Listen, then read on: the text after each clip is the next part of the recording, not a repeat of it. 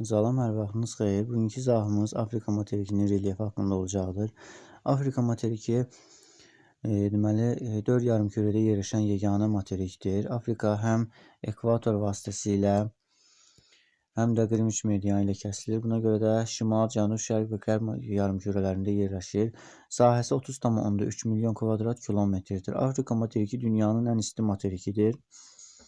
Materikin ucqar nöqtələrindən danışsaq, şimalda Bensekka burnu düşür Tunisin ərazisinə, cənubda Carın ərazisində, yəni Cənubi Afrika Respublikasında İynə burnu, şərqdə Somali yarımadasında Somali dövlətinin ərazisinə düşən Ras Xəfin burnu, qərbdə isə Almadi burnu düşür deməli Seneqal dövlətinin ərazisinə burada.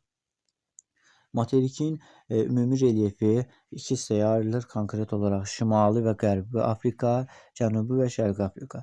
Şimali və Qərbi Afrika əsasən təxmini olaraq bu hissəni əhatə eləyir.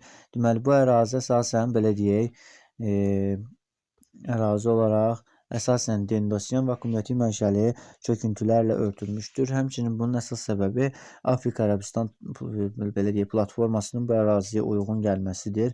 Ərazidə çökmə mənşəli faydalı qazıntılar yayılmışdır. Neftdir, təbii qazdır, fosforitdir və s. Əsasən qeyri-filiz faydalı qazıntılar ərazidə üstünlük təşkil edir. Ərazinin böyük bir hissəsi əsasən düzənliklərdən ibarətdir. Ərazidə dünyanın ən böyük səhrası olan Böyük Səhra yerləşir ki, sahəsi 9 milyon kvadrat kilometrdir.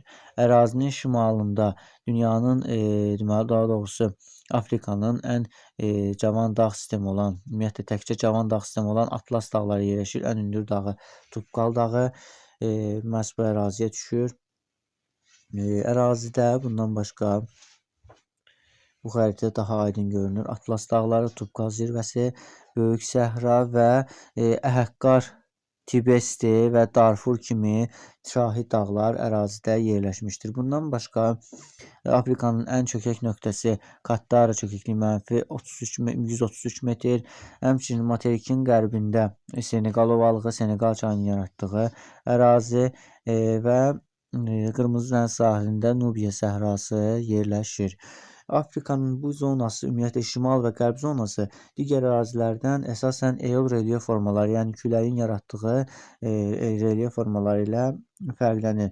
Burada qum düyünlərinin, barxanların ümumiyyətlə hündürlüyü 300 metrə qədər çatır. Yəni eksogen relyef formalar üstünlük təşkil edir. Bundan başqa digər eksogen relyef forması ərazi quru olmasına baxmayaraq burada axan deməli Niger çayıdır. Bu ərazidə Seneqal çayı, bu ərazidə Niger çayı və burada dünyanın ən uzun çayı olan Nil çayı keçir ki, bu ərazilərin deməli akkumulyativ mənşəli, həmin çayların gətirdiyi allüvial mənşəli çöküntülərlə bu ərazidə düzənliklər formalaşmışdır. Afrikanın deməli bu hissəsində deməli Tubkal dağını dedik. Bu Atlas dağları Alp-Malay dağ qurşağının ən qərb deməli dağı hesab olunur. Bundan başqa cənuba doğru gəldikcə isə Konqo hövzəsi ərazidə yerləşir. Konqo hövzəsi deməli Afrikanın tamamilə mərkəzində yerləşən bir dağ sistemidir. Daha doğrusu çökəkliyidir. Konqo hövzəsi dünyanın ən bol sulu çayı olan deməli Konqo çayı deməli Afrikada ən bol sulu çay hesab olunur. Bu çay ekvatoru 2 dəfə kəsən bir çaydır. Deməli ekvator buradan keçirsə, ekvator deməli Konqo çayı 2 dəfə ekvatoru kəsir və ən bol sulu çay hesab olunur. Konqo çökəkliyi ətrafda ekvatorial iqlim qurşağında belə deyək, bu əraziyə düşən yağıntılarının hamısının toplanaraq belə deyək, okeana axıtdığı bir çaydır. Bundan başqa Afrikada Zambezi və Limpopo kimi digər çaylar da vardır. Cənubi və Şərqi Afrikada isə vəziyyət tamamilə fərqlidir. Afrikanın bu hissəsi əsasən geosinkronal zona hesab olunur və Şərqi Afrika sınma zonası ilə özünü göstərir. Bu ərazi Qırmızı dənizdən başlayaraq Zambezi çayına qədər 3000 kilometr məsafədə uzanır.